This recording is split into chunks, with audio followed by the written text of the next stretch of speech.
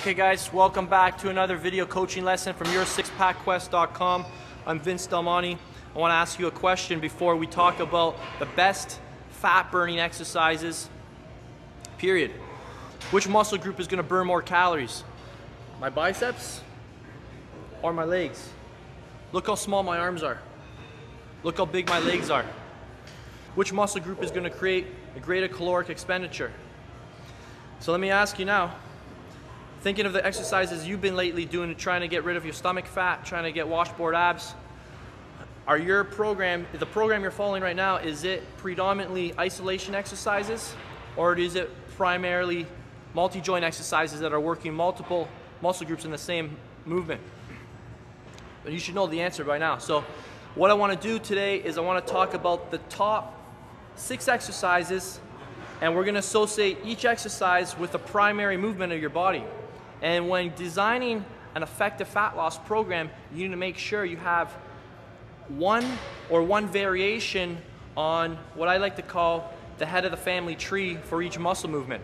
So let's break this up. We'll start with the upper body. The upper body is broken up into 4 movements. It's broken up into horizontal push, horizontal pull.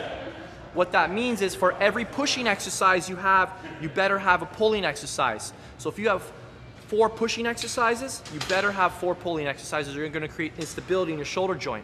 That goes for the vertical pushing and pulling range of motion as well. So if you've got 4 pushing exercises above your head, you better have 4 pulling exercises down, or else again, you're going to create instability. If not now, 5-10 years down the road when you go visit your doctor, you're going to have some serious shoulder problems. So let's move to the lower body. The lower body we're going to break up into two planes of movement as well. We're going to break it up into the frontal plane and the rear plane. Whenever I do an exercise on the frontal plane, I refer that to as a quad dominant exercise.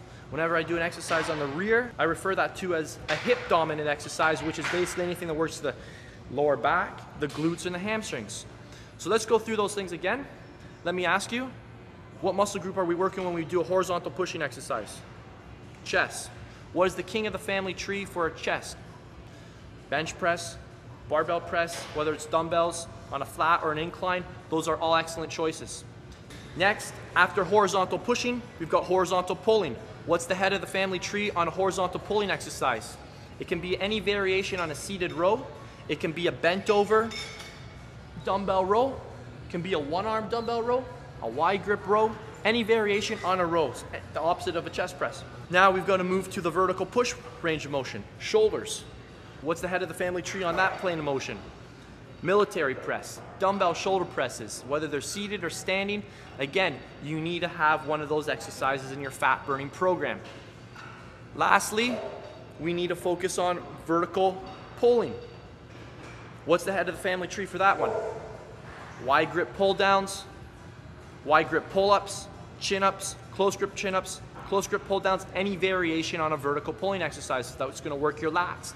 So you need at least one exercise from those 4 planes of motion to create an effective fat burning program. Now let's look to the lower body. This is a little more obvious. What's the head of the family tree for your quads? The squats.